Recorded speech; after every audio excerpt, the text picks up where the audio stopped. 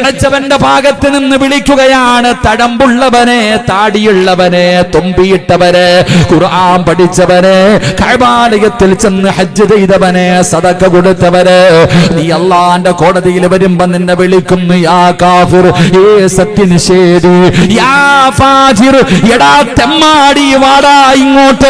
അല്ലാഹുവേ, നാളെ പരലോകത്ത് അല്ലാഹുവിന്റെ ഭാഗത്ത് നിന്ന് നിന്നെ വിളിക്കുകയാ.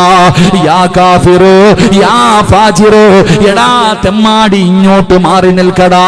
യാ പടച്ചവനെ, അവിടെ നിന്ന് വിളിക്കുന്നു വഞ്ചകനെ വാടാ, എടാ വഞ്ചകനെ നീ ഇവിടെ വാടാ.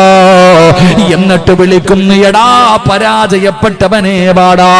നാളെ കാഫിർ എന്ന് വിളിക്കുകയാണ്. പടച്ചവനെ, എടാ സത്യനിഷേധി എന്ന് വിളിക്കുകയാ, തെമ്മാടി എന്ന് വിളിക്കുകയാ, വഞ്ചകനെന്ന് വിളിക്കുകയാ, പരാജയപ്പെട്ടവനെന്ന് വിളിക്കുകയാ.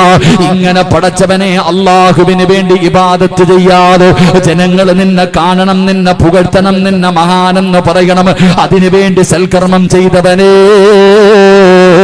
നാളെ പരലോകത്ത് നിന്റെ ഗതി ഇതാണെന്ന് നബി മുഹമ്മദ് മുസ്തഫ സല്ലല്ലാഹു അലൈഹി വസല്ലമ തങ്ങൾ പറയുമ്പോ മഹാനായ ഇബ്നു അബ്ബാസ് റളിയല്ലാഹു തആല അൻഹു പറയുകയാ, അല്ലാഹുവിന്റെ പ്രവാചകന്റെ സ്വഹാബിയായ ഇബ്നു അബ്ബാസ് റളിയല്ലാഹു തആല അൻഹു പറയുകയാ, അല്ലാഹു സുബ്ഹാനഹു വ തആല സ്വർഗ്ഗത്തെ സൃഷ്ടിക്കുകയാണ്.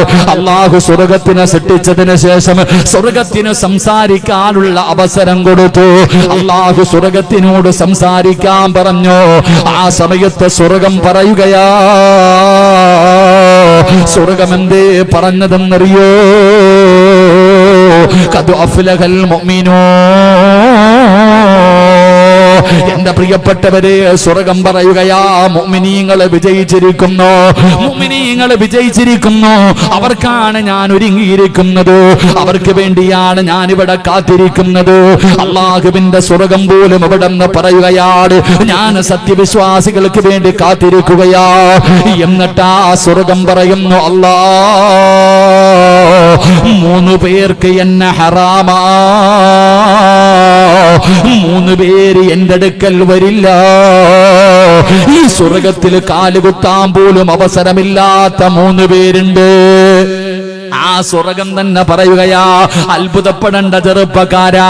എന്തിനാ മോനെ ഉസ്താദേ സ്വർഗ്ഗം സംസാരിക്കുമോ? എത്ര ഹദീസ് വേണമടാ, എത്ര ഹദീസ് വേണമടാ. അല്ലാഹുവിന്റെ പ്രവാചകൻ നബി മുഹമ്മദ് മുസ്തഫ സല്ലല്ലാഹു അലൈഹി വസല്ലമ തങ്ങൾ പറയുകയാ, നമ്മളൊക്കെ റബ്ബിനോട് സ്വർഗ്ഗം ചോദിക്കുമല്ലോ. എപ്പോഴും അല്ലാഹ് സ്വർഗ്ഗം താ, അല്ലാഹ് സ്വർഗ്ഗം താ, അല്ലാഹ്. റമദാനിന്റെ 30 ദിവസവും അശ്ഹദു അല്ലാ ഇലാഹ ഇല്ലല്ലാഹ്, അസ്തഗ്ഫിറുല്ലാഹ്, അസ്അലുകൽ ജന്ന.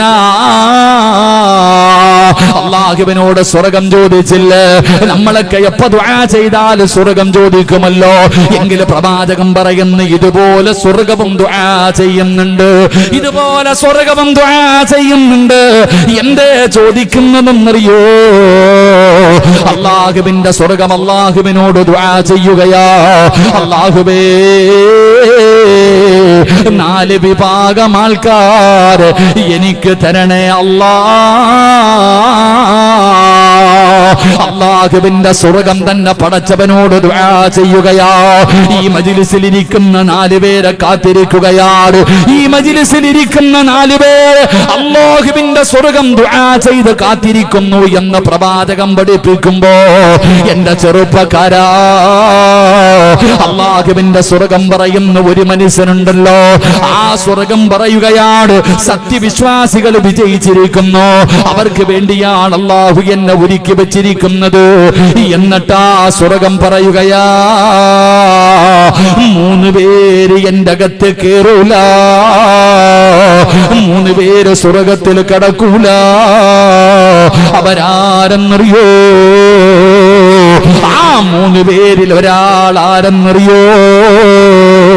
ജനങ്ങൾ കാണിക്കാൻ നന്മ ചെയ്തവരെ, ജനങ്ങൾ കാണിക്കാൻ നന്മകൾ ചെയ്തവരെ നിങ്ങളാണെന്ന് ആദരവായ പ്രവാചകൻ നബി മുഹമ്മദ് മുസ്തഫ സല്ലല്ലാഹു അലൈഹി വസല്ലമ തങ്ങൾ അവിടെ നിന്ന് പറയുമ്പോ, പേടിക്കണം മുസ്ലിമേ, സൂക്ഷിക്കണം മുസ്ലിമേ.